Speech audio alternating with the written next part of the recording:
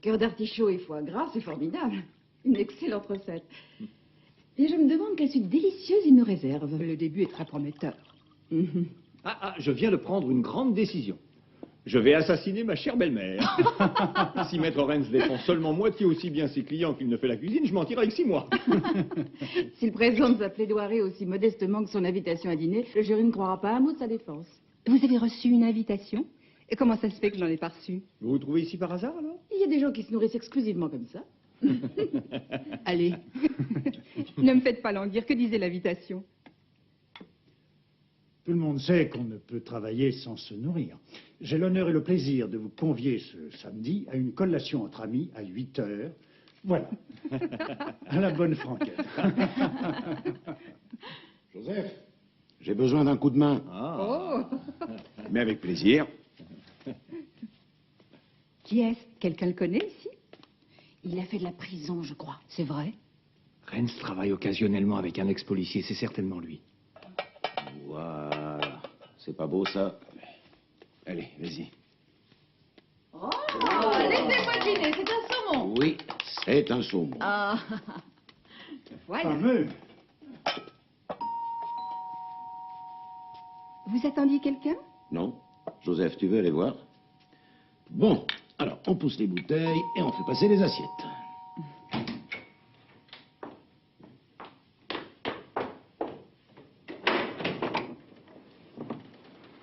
Est-ce que c'est vous, l'avocat? Non. Il faut que je lui parle d'urgence, s'il vous plaît. Vous êtes son client? Non. Dans ce cas, vous voulez peut-être le consulter à son bureau demain? Non. Maître Rennes a des invités, il ne peut pas vous recevoir. Je viens de tuer quelqu'un. À votre santé. Bon appétit. Oui? Bon appétit. Qu'est-ce qui se passe? Un client? Ah non, pas maintenant, renvoie-le. Il n'a pas l'air de se sentir beau, ben moi non plus. Il dit qu'il vient de commettre un meurtre. Où est-il? Vous prenez un verre? Ça vous détendra.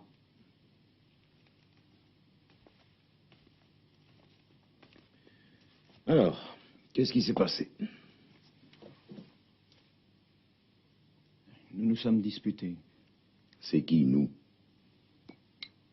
D'abord, quel est votre nom? Armin Fest. Et l'autre personne? Carola Seftleben. Cigarette? Non, merci, je ne fume pas. Bon, allez-y, je vous écoute. Prenez votre temps, monsieur Fest. Carola a été mon amie.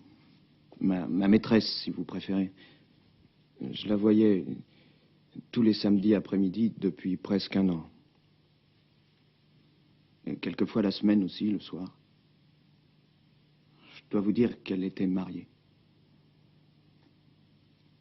Nous étions assez mal assortis, Carola et moi. Elle avait un magasin de fourrure. En fait, elle était plutôt le genre m'as-tu vu, mais je l'aimais, on ne peut pas expliquer l'amour.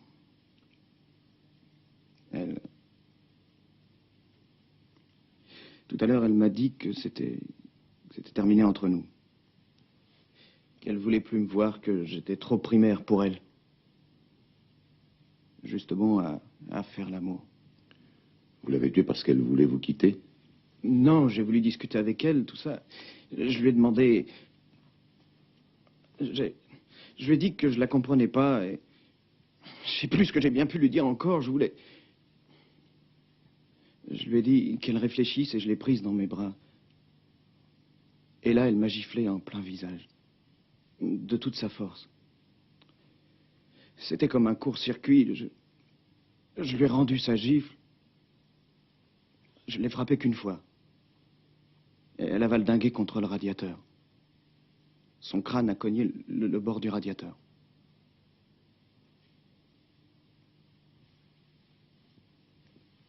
Quand j'ai vu qu'elle bougeait plus, je me suis approché d'elle et il y avait du sang partout et je l'ai secouée, mais elle était morte. Vous avez appelé une ambulance? Elle est morte. J'ai passé 2 heures accroupi à côté d'elle, elle est morte. Où est-ce que vous habitez? Uhlenstrasse, 24. Je peux avoir vos clés? Va jeter un coup d'œil. C'est à quel étage? Rez-de-chaussée.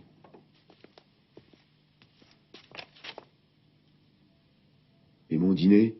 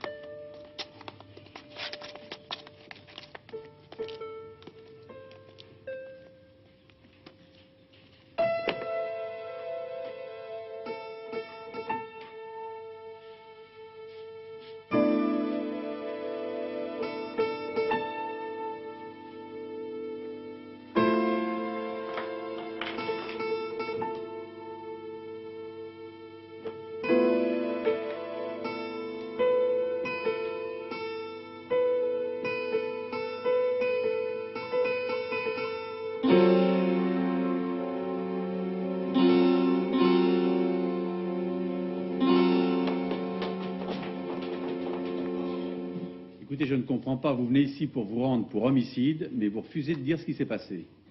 Alors dites-nous comment vous l'avez tué. Mon client ne fera aucune déclaration pour l'instant. Où se trouve l'appartement? Uhlenstrasse, au numéro 24. Le nom de la victime? Carola. Carola Sefleben. Ce n'est pas votre femme? Non. Ni votre maîtresse? Comme je vous l'ai dit, M. Fest ne fera aucune déclaration. Ce n'est pas raisonnable.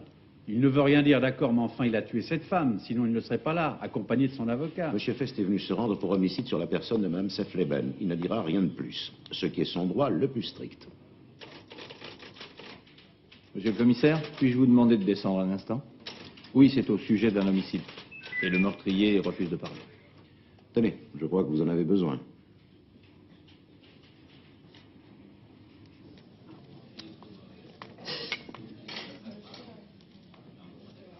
Maître Rennes, me permettez-vous de déjeuner à votre table? Mais je vous en prie. Merci. Il paraît que vous êtes un sacré gourmet. Oui, mais qui travaille trop, malheureusement, d'où la cantine. Dites-moi, pourquoi n'avez-vous pas demandé la mise en liberté sous caution pour Monsieur Fest? M. Fest, vous connaissez? Vous vous moquez de moi, maître. Voulez-vous me faire croire que vous n'avez pas lu mon acte d'accusation? Ah, vous représentez l'accusation. Vous m'envoyez ravi. C'est agréable à entendre. Comment dois-je l'interpréter? Ce compliment m'est-il adressé en tant que confrère ou est-ce une simple galanterie? J'aime la compétence. C'est comme au tennis. Un bon adversaire hausse le niveau du jeu. Je lirai l'acte d'accusation avec la plus grande attention. Alors, qu'est-ce que tu en dis? Il y a quelque chose qui cloche dans l'accusation. Je suis tout à fait de ton avis. Elle plaide l'homicide volontaire, je plaide le contraire, puisqu'il n'y a pas eu intention de tuer. Non, je parle pas de la partie juridique, mais des conclusions de l'enquête judiciaire. Il manque quelque chose. Quoi? Je sais pas encore. Tout ce que je sais, c'est qu'il manque quelque chose. Ah, la fameuse intuition. Non, c'est bien concret. Quelque chose que tu as vu sur place? Ouais. La mort est survenue entre 17 et 19h30. Hématome important des deux côtés du visage. Fracture du crâne occasionnée par la chute contre le radiateur de chauffage central. Taux d'alcool dans le sang de la morte, 0,3 pour 1000. Fest avait le soir du crime un taux de 0,9 pour 1000. Dans l'appartement, des empreintes de Fest, de la Sefleben et de deux autres personnes. Probablement des amis ou copains de Fest. Expertise psychologique. Témoignage du mari. Photo du crime. Tiens, relis-le encore une fois. 0,3 et 0,9 pour 1000, c'est beaucoup pour une demi-bouteille de vin. Bah, il a dû boire autre chose après. Mais il n'y avait rien d'autre à boire. Bah, dans ce cas, il a bu quelque chose ailleurs, c'est tout à fait possible. Non, non, c'est pas la boisson. Je cherche autre chose. Ah bah, je sais pas ce qu'il te faut. Pour moi, le dossier est bon. La moitié de la bouteille. Vous en êtes sûr? Oui, à peu près. Et avant, enfin, je veux dire, avez-vous bu avant que Madame Sefleben n'arrive chez vous? Non. Ou ensuite, avant de venir chez moi? Non. Enfin, c'est pas possible. Le taux d'alcool dans le sang de Madame Sefleben était de 0,3 pour 1000, contre 0,9 pour 1000 chez vous. Vous avez dû boire plus, c'est évident.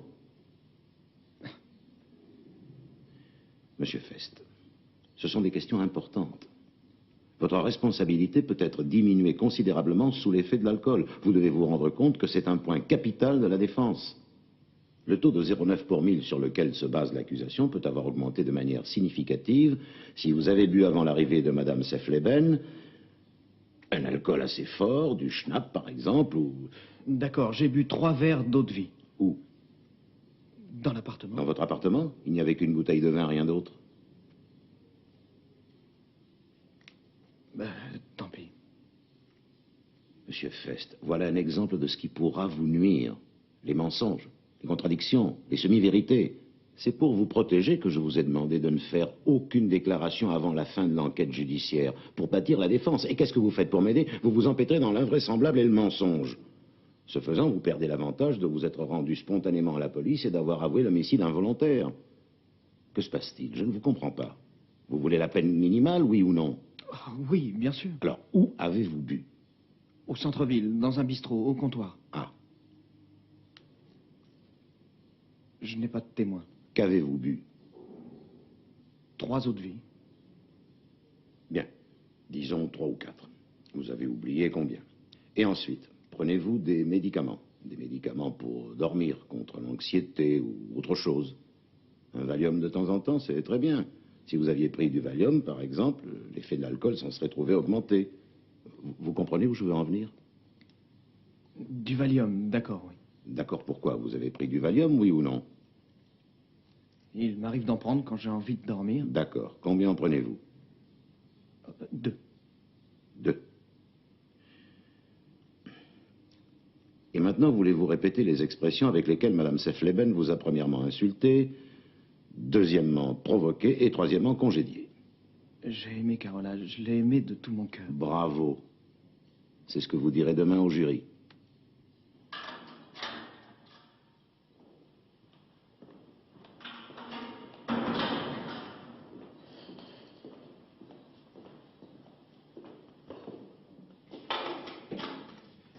Au revoir.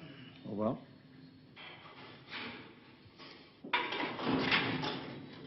J'aimerais à présent vous démontrer que l'acte d'accusation est erroné à la base, à savoir l'homicide volontaire. L'homicide volontaire sous-entend évidemment la notion que l'accusé ait reconnu la mort comme suite possible de son action. Autrement dit, qu'il savait, au moment où il s'apprêtait à gifler la jeune femme, que cet acte pouvait entraîner la mort de celle-ci. Or, on ne gifle pas pour tuer. Aucun assassin dans l'histoire du crime n'a choisi ce moyen pour expédier ses victimes dans l'autre monde. Monsieur Fest a giflé sa maîtresse une fois. Je ne veux pas défendre la gifle comme moyen idéal de régler un conflit, mais je doute que parmi nous, dans cette salle, il n'y ait une seule personne qui ne se soit rendue coupable d'une gifle au moins une fois au cours de son existence. J'exclus bien entendu Madame le procureur. Nous disons donc qu'une gifle est un acte non seulement courant, pour ne pas dire banal, mais on l'emploie également à titre, disons, médical, n'est-ce pas, pour calmer certaines personnes souffrant d'hystérie. Et je voudrais rappeler le rôle séculaire de la gifle dans l'éducation. Mais enfin, là n'est pas le sujet du débat. Ce que j'essaie de vous faire comprendre, c'est qu'il est impossible pour l'accusé ou quiconque de prévoir qu'une simple gifle peut entraîner la mort d'une personne. Au pire, on s'attendrait à une blessure légère, par le fait d'un concours de circonstances malheureux. Mais certainement pas à la mort. De fait, il s'agit de coups et blessures ayant entraîné la mort sans l'intention de la donner. Autrement dit, c'est un homicide involontaire. Ainsi, et seulement ainsi, peut-on concevoir l'acte d'accusation. Accusé, veuillez venir au centre de la salle. Pourquoi? Venez par ici, près du jury.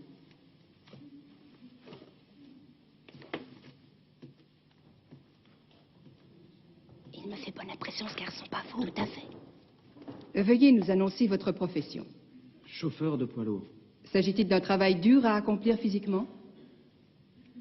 Ça peut arriver, oui. En cas de panne, par exemple. Oui. Voulez-vous maintenant montrer vos mains à la cour?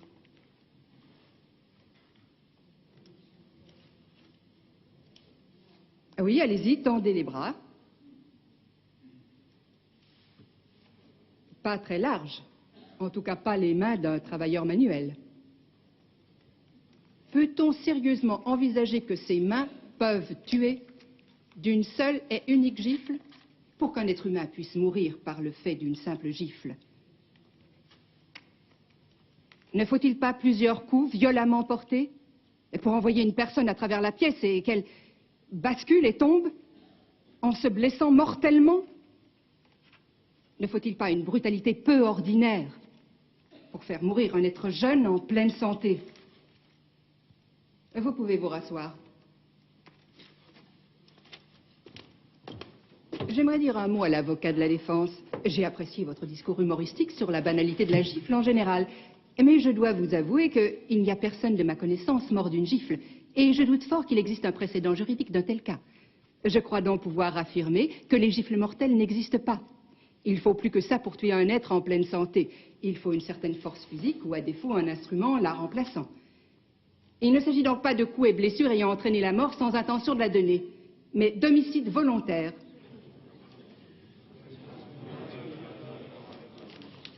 Il est 13 heures, je propose d'aller déjeuner. L'audience reprendra à 14 heures.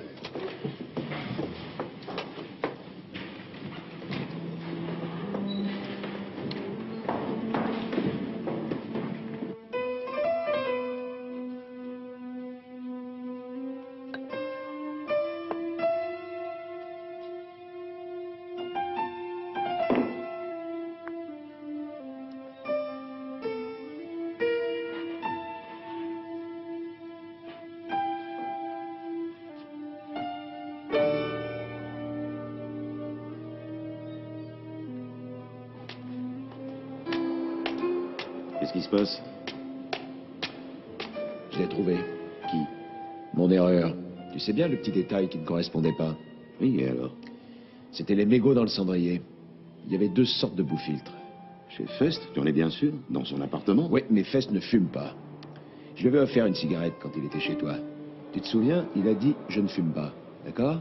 Oui. Oui. Ce qui veut dire qu'en dehors de la femme et de Fest, il y a eu obligatoirement quelqu'un d'autre. Et Fest n'a pas voulu en parler.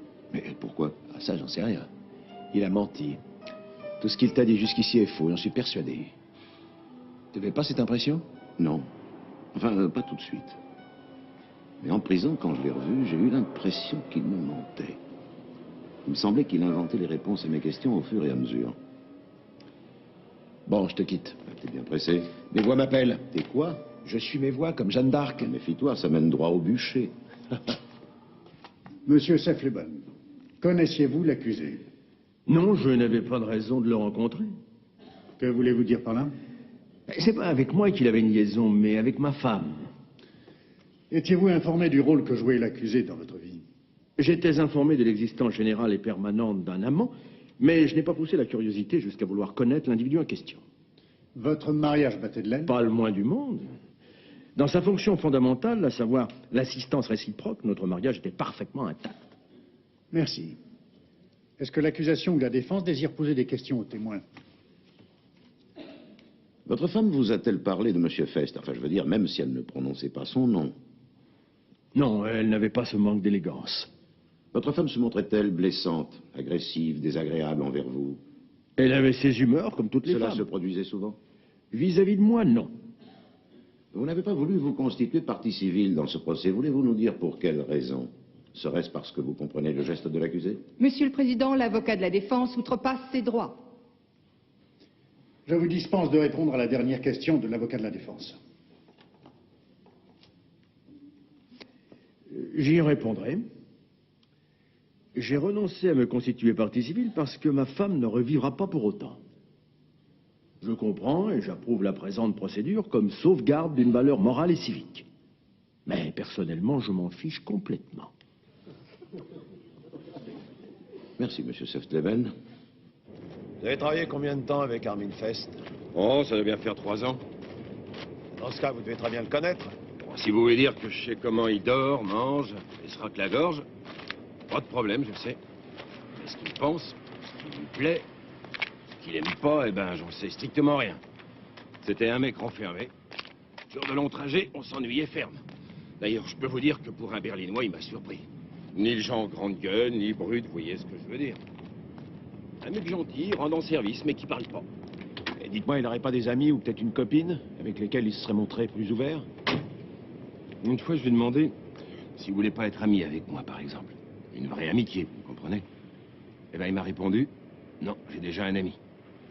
Alors, je voulais lui dire que ça n'empêche pas qu'on peut avoir plusieurs amis, que c'est pas comme le mariage, on n'est pas limité. Et j'en connais que le mariage n'empêche pas de voir ailleurs. Voilà. Il m'a répondu ça de telle manière que j'ai préféré laisser tomber. Vous l'avez rencontré, son ami? Je sais pas si c'était lui, mais un type est venu le chercher un soir. Pas mal, le genre étudiant, mais je suis pas sûr que c'était son ami. Attention, n'allez surtout pas croire qu'Armin était pédé, hein, c'est pas le genre. Je suis prêt à parier mon salaire là-dessus. D'accord. Je crois savoir qu'Armin ne fumait pas. Qu'est-ce que vous en pensez? C'est vrai, ça, hein? Pas de cigarette dans la cabine. Il m'a tyrannisé pendant 3 ans avec ça.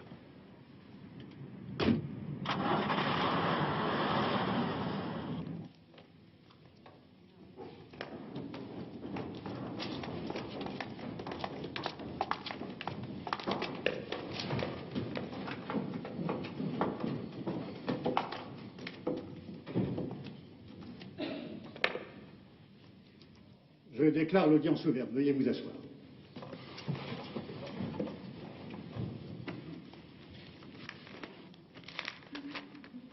Nous allons commencer avec les conclusions de la commission d'enquête et l'expertise du professeur Weiden. Monsieur le Président, hier soir, un témoin m'a appelé chez moi pour me communiquer des faits nouveaux de la plus haute importance pour la suite de ce procès. C'est pourquoi j'aimerais vous le faire entendre en premier. Le témoignage concerne quel fait? Je peux apporter la preuve par ce témoignage que la victime, le soir du meurtre, avait une forte somme d'argent sur elle qui a disparu depuis. Où est votre témoin? Monsieur Wilke? Wilke, Otto, né à Butzbach, âge 52 ans. Profession commerçant, domicilié à Francfort, Bornstrasse, numéro 5. Aucun lien de parenté avec l'accusé. Je vous demande de dire la vérité. Et je dois vous informer que la Cour peut vous demander de prêter serment. Si vous faites une fausse déclaration sous la foi du serment, vous vous exposez à une peine d'emprisonnement d'au moins 1 an. Toute fausse déclaration hors serment entraînera des poursuites.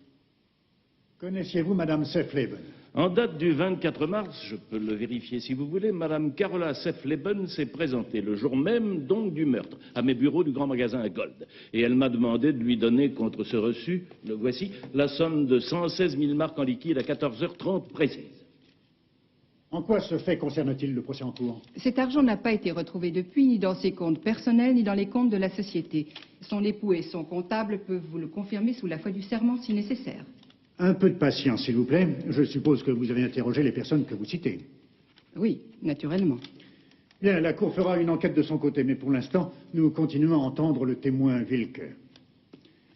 Monsieur Wilke, pour quelle raison Madame Seftleben est-elle venue prendre une telle somme en liquide chez vous? Madame Seftleben a un commerce de fourrure, n'est-ce pas? Enfin, je veux dire, elle avait un commerce. Elle achetait des peaux et les faisait tailler en vestes et en manteaux dans ses ateliers. Comme il arrive souvent dans cette branche d'activité, les fournisseurs de fourrure, en provenance notamment des pays de l'Est, viennent offrir leurs marchandises ici à des prix imbattables mais payables cash pour leur permettre d'acheter chez nous. Vous pensez qu'il s'agissait d'une telle transaction? Je n'ai pas à poser cette question à Mme Seftleben, mais je le suppose. Elle m'a demandé une somme d'argent et je n'avais aucune raison de lui demander pourquoi. Parce que le magasin Gold lui devait une somme de 116 000 marks pour des fourrures déjà livrées, n'est-ce pas? C'est exact, Monsieur le Président. Monsieur le Président, je voudrais poser une question au témoin. Je vous en prie. Monsieur Wilke, pourquoi n'êtes-vous pas venu témoigner plus tôt? Parce que j'ai passé plus de 2 mois en Amérique pour affaires et je suis rentré seulement avant-hier. Et ce n'est qu'hier que j'ai appris que Mme Seftleben était morte. Voilà pourquoi. Je vous remercie. D'autres questions? Non. Souhaitez-vous que le témoin prête serment? Non. D'un commun accord, le témoin n'est pas appelé à prêter serment. Les conséquences d'un faux témoignage sont connues du témoin. Merci, monsieur Wilke. Vous pouvez disposer. Merci, Monsieur le Président. Ainsi que la loi m'y autorise, je prendrai copie de mon témoignage.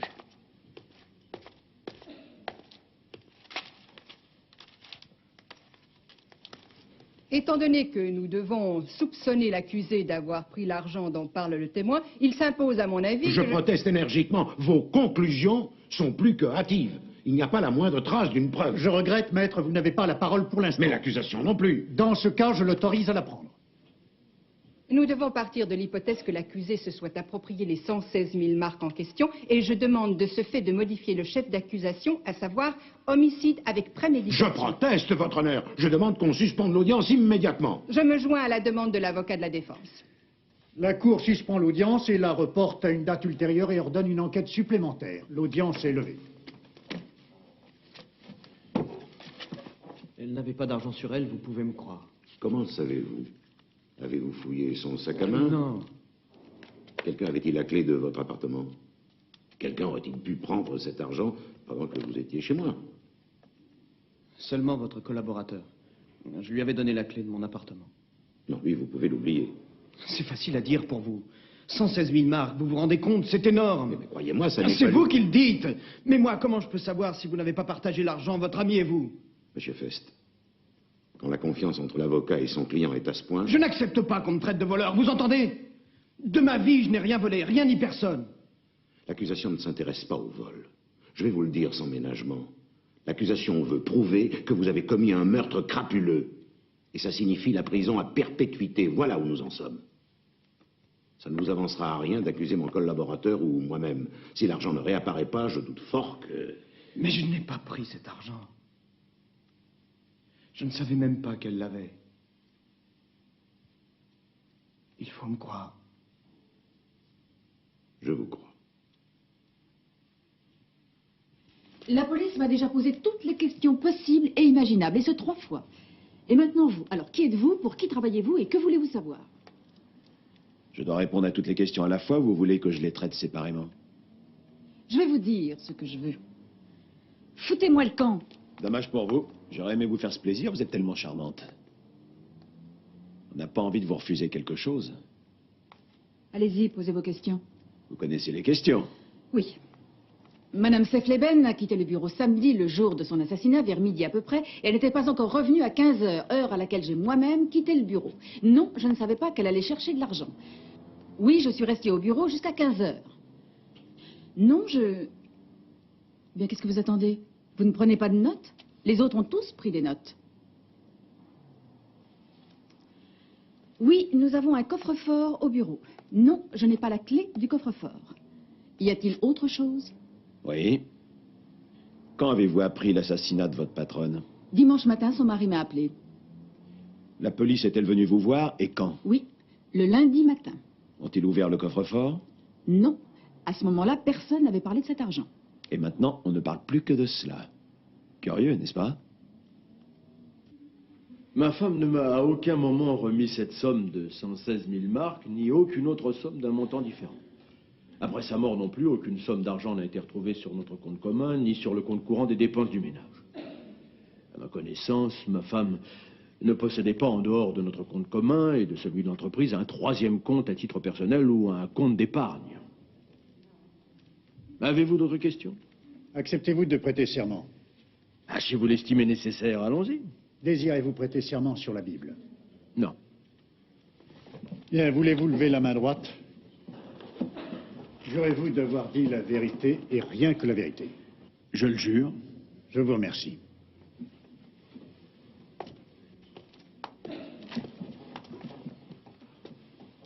Madame Burns, quand la somme manquante aurait-elle dû être découverte, à votre avis?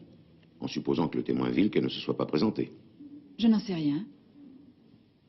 Peut-être lorsque M. Sefleben aurait demandé la dissolution de l'entreprise. Mais il ne l'a pas fait jusqu'ici. Qui aurait fait les comptes dans ce cas de figure? Comment le saurais-je? Pas vous, en tant que comptable de la société? Oui, peut-être. Ou peut-être pas. Je vous remercie. Encore une chose, aviez-vous une clé du coffre-fort? Non, je n'avais pas la clé du coffre-fort. Êtes-vous prête à faire cette déclaration sous la foi du serment? Oui. Voulez-vous lever la main droite?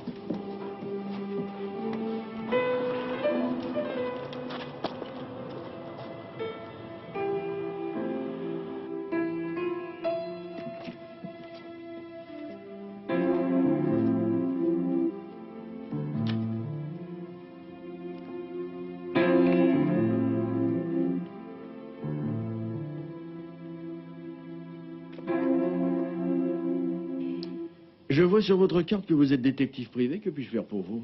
En fait, je n'ai qu'une seule question à vous poser. Allez-y. Merci. Votre bureau me rend curieux, je l'avoue. Ah, c'est votre métier d'être curieux. C'est tout à fait vrai. Et vous, quelle est votre profession? Moi, je suis conseiller en placement. Mais l'affaire de votre femme ne vous intéresse guère, si j'ai bien compris. N'est-ce pas? Si on veut. Mais j'ai cru comprendre que vous aviez une question précise à me poser. Oui. Est-ce que la comptable de votre femme avait ou non une clé du coffre-fort qui est dans le bureau? Vous travaillez pour l'avocat de la défense, je crois. Oui. Si je répondais positivement à votre question, serait-ce un avantage pour M. Fest? Éventuellement. Attendez-vous de moi une déclaration favorable au meurtrier de ma femme? C'était un homicide involontaire. Oui, oui, coups et blessures, j'ai entendu la défense. En résumé, vous voulez mon témoignage en faveur de l'homme qui a tué ma femme. Vous m'aviez donné l'impression d'un homme qui préfère au mensonge la vérité quelle qu'elle soit. Vous aviez cette impression? La vérité, un grand sujet. Je sais que vous pouvez paraître cynique, mais vous avez dit également que la vengeance ne vous intéressait pas. Au lieu de parler de moi, si nous parlions de vous, pourquoi vous battez-vous pour cet imbécile? L'argent? Il ne doit guère en posséder. Pourquoi alors? J'étais dans la police autrefois. Un jour, le frère de mon meilleur ami m'a tendu un piège. J'étais innocent. Mais je ne pouvais pas le prouver. Personne ne m'a aidé. Même pas mes collègues. On m'a condamné à une amende. Ensuite, on a voulu me faire passer en conseil de discipline. Mais là, j'en ai eu ma claque. Alors j'ai dit merci, j'avais ma dose. L'expérience m'a suffi. Je préférais faire cavalier seul, comme maintenant. Iris Burns possédait une clé. Je peux le jurer sous serment. Merci, c'est tout ce que je voulais savoir.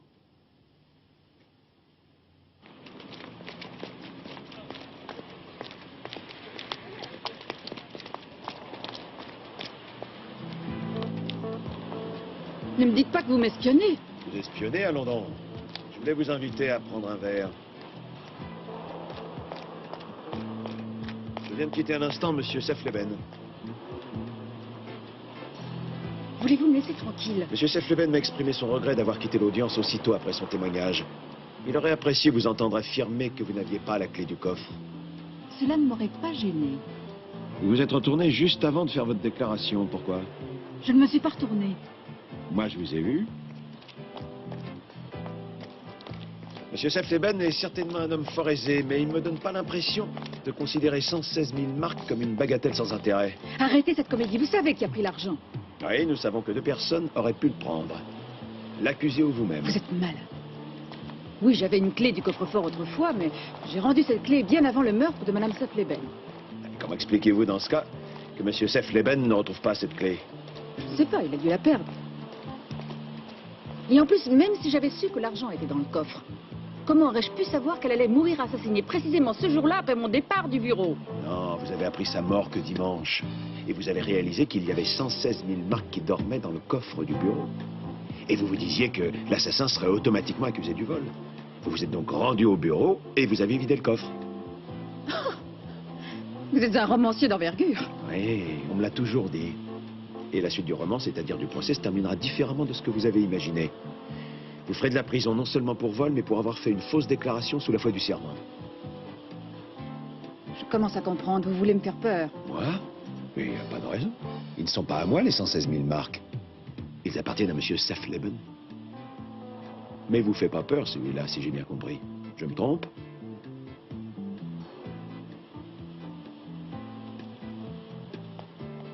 Je demande à la Cour de pouvoir appeler à la barre le commissaire principal Fritsch chargé de l'enquête criminelle. Un élément important ayant, à mon avis, échappé à la Cour, à savoir... J'admets la possibilité que vous venez d'évoquer.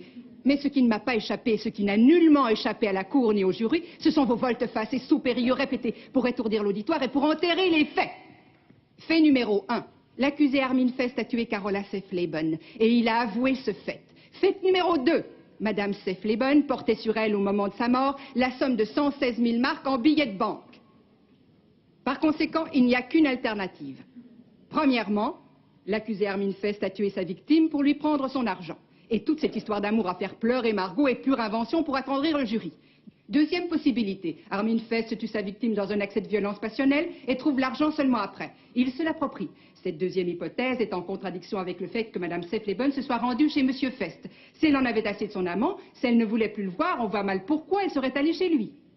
Elle aurait été plus tranquille chez elle, n'est-ce pas? Elle aurait pu lui dire par téléphone qu'elle ne voulait plus le voir. Pourquoi diable voulez-vous qu'elle se rende chez son amant, portant la somme de 116 000 marks en billets de banque, pour discuter encore une fois avec un homme d'une extrême violence, pour ne pas dire brutale, ce qu'elle savait pertinemment? Non, monsieur l'avocat de la défense, nous n'ignorons rien des faits. Ils sont là. Nous avons affaire à un homme sournois, brutal et sans le moindre scrupule. J'admire votre tempérament fougueux, maître.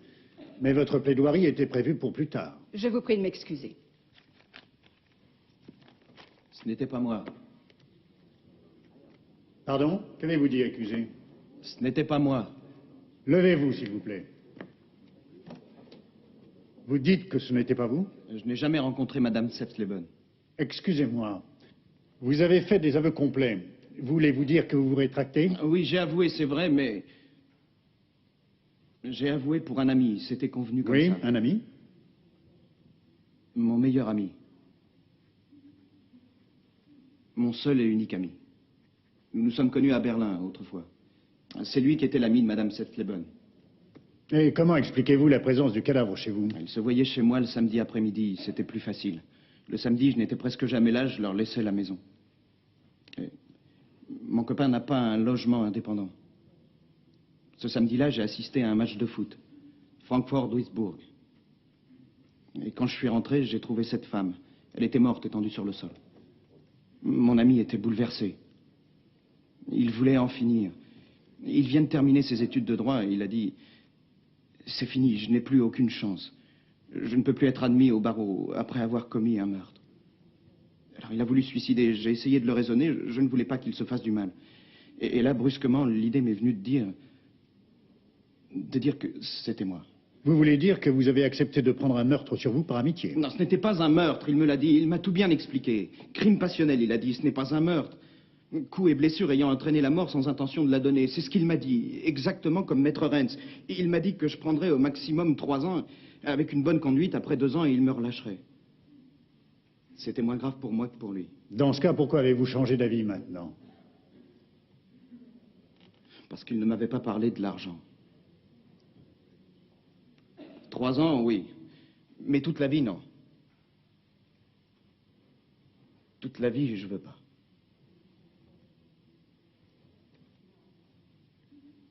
Comment s'appelle votre ami? Lutz Egger, 8 rue Novalis, chez Fischer.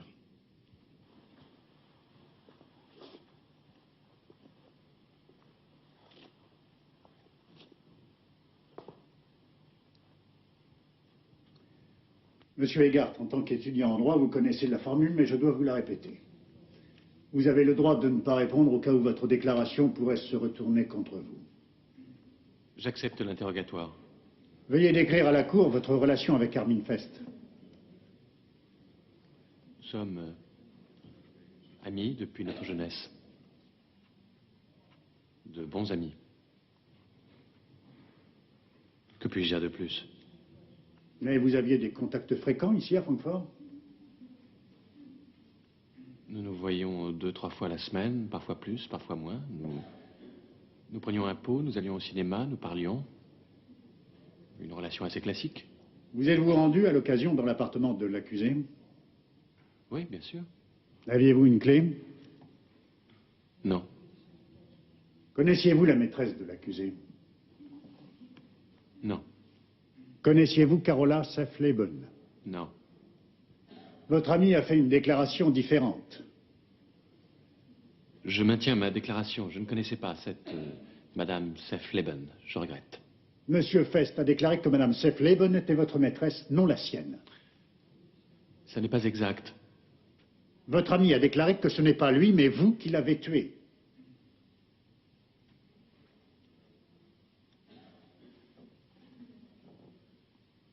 Je pense qu'Armin est un peu troublé en ce moment, désespéré peut-être. Je n'ai pas de conseil à donner à cette cour, mais je crois qu'il serait souhaitable de demander l'avis d'un médecin.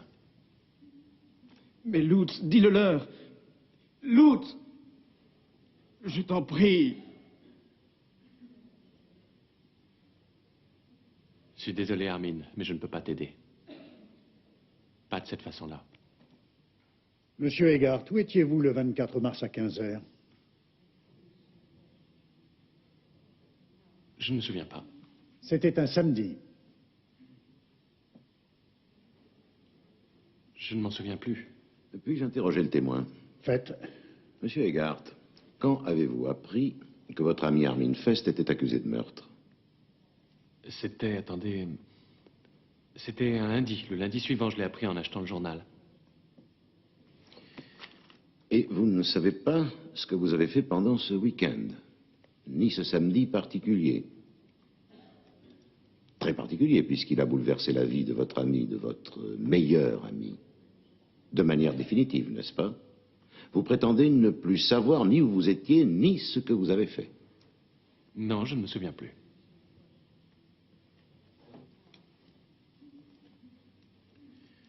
Avez-vous rendu visite à votre ami durant sa détention préventive? Non. Pourquoi non? Armin n'est plus le même pour moi depuis l'assassinat. Vous fumez? Oui. Monsieur Fest aussi? Non. Je peux voir vos cigarettes, s'il vous plaît?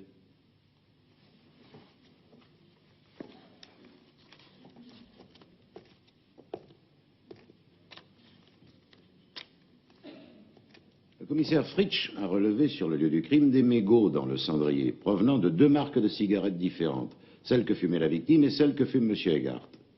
Madame Sefleben fumait des cigarettes avec un bout filtre jaune. Les cigarettes du témoin ont un filtre blanc. Comment expliquez-vous ce phénomène, Monsieur Eghardt? Ce n'est pas mon travail d'expliquer ce genre de choses. Me permettez-vous de vous l'expliquer, maître? Je n'avais pas terminé avec le témoin, mais je vous en prie. La présence dans le cendrier de l'hiver mégot prouve que A.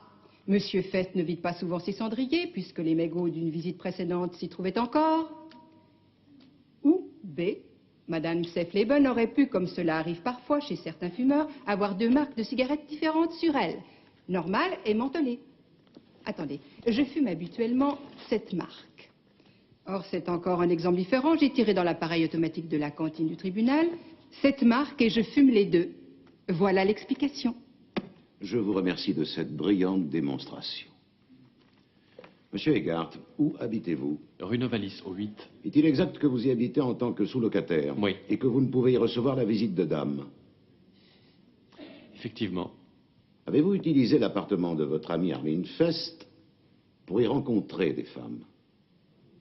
Non, jamais. Salaud, espèce de salaud! Je demande à l'accusé de ne pas faire de remarques désobligeantes à l'égard du témoin. Dans le cas contraire, il devra quitter la salle. Salopard, c'est immonde! Garde, veuillez emmener l'accusé, s'il vous plaît. La défense a-t-elle d'autres questions à poser au témoin? Non.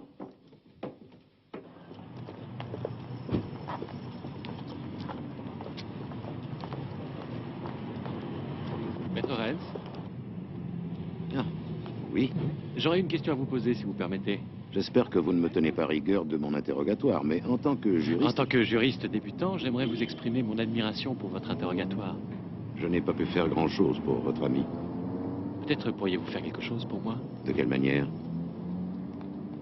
Voyez-vous, j'aimerais comprendre ce qui s'est passé dans la tête d'Armin lors de l'audience. Quand il vous a accusé? Armin et moi, nous nous connaissons depuis notre enfance, ou presque. Et vous avez une grande expérience de l'être humain. Pouvez-vous m'expliquer pourquoi il m'a accusé, moi, son meilleur ami?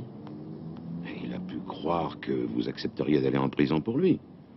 Il aurait peut-être fait la même chose pour vous. Mais c'est absurde. Pas tant que ça. Il y a beaucoup d'exemples de ce genre de sacrifice. Je ne vous apprends rien.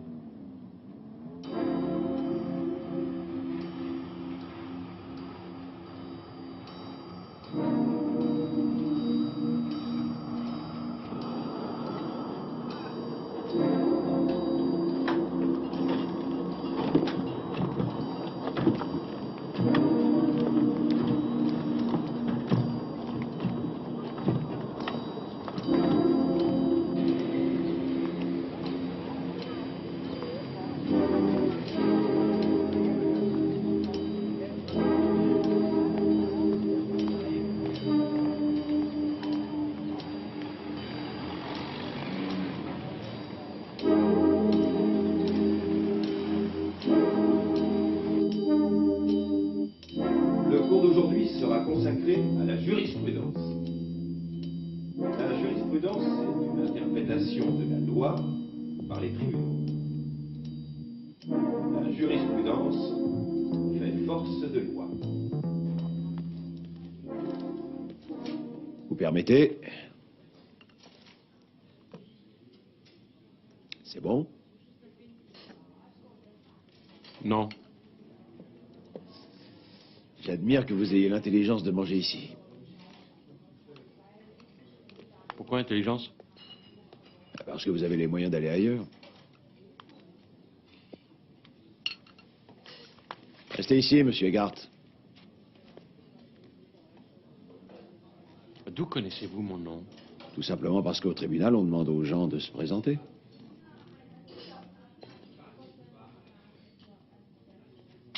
Votre prestation était bonne, chapeau. Impeccable. Pourquoi me suivez-vous? Qu'est-ce que vous voulez de moi? Oulandstrasse, numéro 24, appartement 11. C'est l'appartement d'Armin Fest, et alors? J'habitais l'appartement à côté, le numéro 12. Mais peu de temps après le meurtre, j'ai déménagé. On entend tout dans cette baraque. Et alors? Et alors, je me souviens de certaines voix. La voix de la femme. Et la vôtre. Vous êtes malade. Possible. Mais j'ai une ouïe exceptionnelle. Je vous ai vu aussi avec la dame. Un samedi, par exemple. Naturellement, j'ai assisté tous les jours aux audiences du procès. Et quand j'ai entendu parler de 116 000 marks, j'ai vraiment dressé l'oreille. Que voulez-vous? Rien du tout. De l'argent. Si vous voulez. Combien? Je ne fais pas de chantage. Ah oui, quoi d'autre? Je suis pauvre et vous êtes riche. Je ne marche pas, j'irai voir la police. D'accord, je vous accompagne.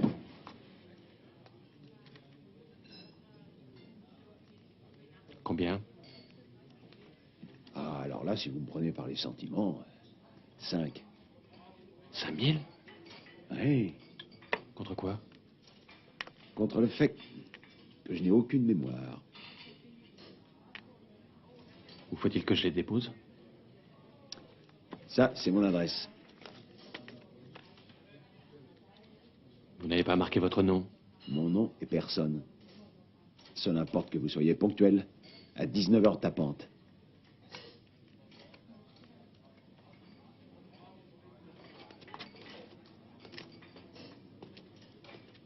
Pas mal joué. Vous m'en remettrez la même, s'il vous plaît. Vous avez un téléphone? Iris Burns. Bonjour ma chérie, c'est Matula à l'appareil. Je sais que vous ne m'appréciez guère, mais moi, je vous trouve délicieuse. Que voulez-vous? Je vous trouve bien trop jolie pour prendre le risque qu'il vous arrive du mal. Que voulez-vous dire? J'ai vu monsieur Sefleban il y a 2 heures, dans un milieu, disons, peu recommandable, avec des gens qui n'ont pas froid aux yeux. À bon entendeur, salut.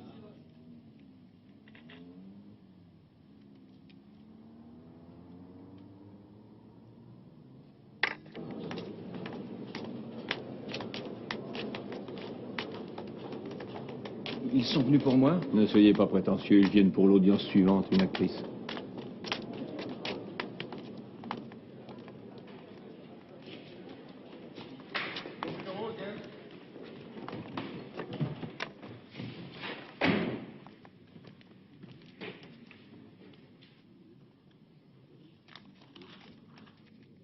Maître Renz, quelles sont mes chances? Ça.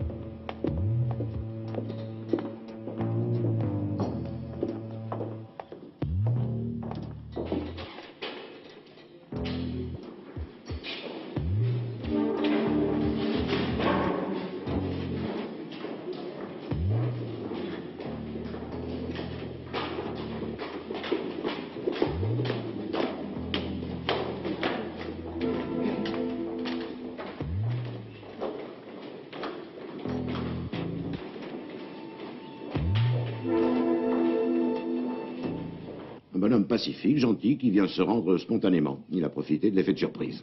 J'avoue que j'ai du mal à le croire. Oui, ben c'est pourtant vrai. Sais-tu combien de prévenus s'enfuient dans l'année? Est-ce qu'ils ont quand même annoncé le jugement? Ben, naturellement.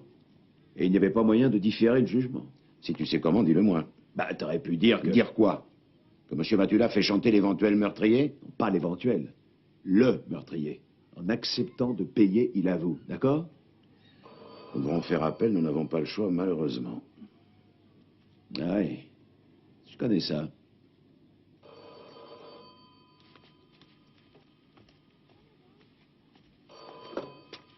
Oui, Matula. Ah oui, je comprends. Hein. Je vous en prie. Je vous remercie de votre appel. Seftleben. Les 116 000 marques étaient dans le courrier. Sans blague. Mais comment? Dans sa boîte à lettres, un petit paquet. Et l'expéditeur? Conrad Schwarz, 20 rue du Prince. Oui, il faut s'adresse, bien sûr. Oh, très perspicace. Et toi, tu aurais renvoyé l'argent avec ton nom, ton adresse et ton numéro de téléphone? Moi, à sa place, j'aurais gardé l'argent. Si je pique de l'argent, ça n'est pas pour le rendre. Oui, c'est parce que t'es plus futé que mademoiselle Berns. Hein? Et moins facile à effrayer. C'est un nouveau jeu ou quoi? Je lui ai passé un coup de fil. Menace? Chantage? De mieux en mieux, ma parole. Tout vaut mieux que la prison pour un innocent.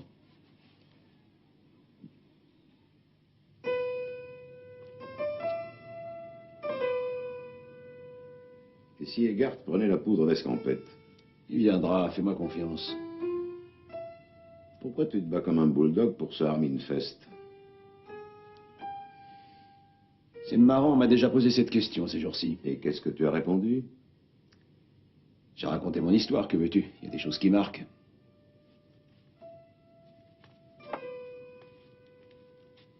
On se fait une partie? Non, aujourd'hui je préfère boire.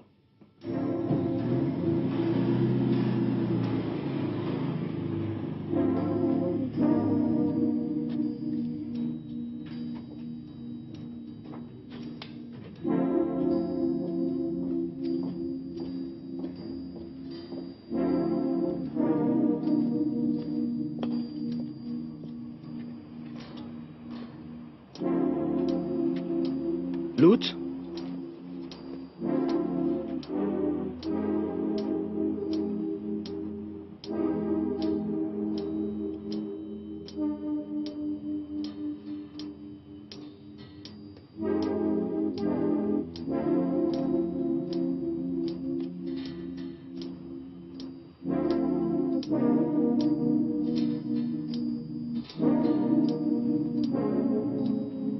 Comment veux-tu qu'un être intelligent puisse tomber dans ce piège? Que voulais-tu qu'il fasse? Prendre le risque que j'aille à la police? Tu vois bien qu'il le prend, ce risque. Il devait se présenter à 19 h ici. Combien de temps tu veux l'attendre? Et il faut le temps de... Il faut le temps de réunir l'argent. Peut-être qu'il a appris par la radio, Carmine a pris la suite. Et ça change rien pour lui. Sois tranquille, il viendra. Quand tu ponds une idée, toi, tu veux plus la lâcher. Et le pire, c'est que t'as toujours été comme ça. Macula, l'obstiné, ta pauvre mère, qu'est-ce qu'elle a dû endurer? Et voilà que ce grand garçon se prend pour Robin des Bois. Primo, un homme doit avoir un idéal. Secondo, il viendra. Tertio, la bouteille est vide. Quatrio, je m'en vais. Et voilà. Qu'est-ce que je t'avais dit, hein? Tu vas voir ce que tu vas voir.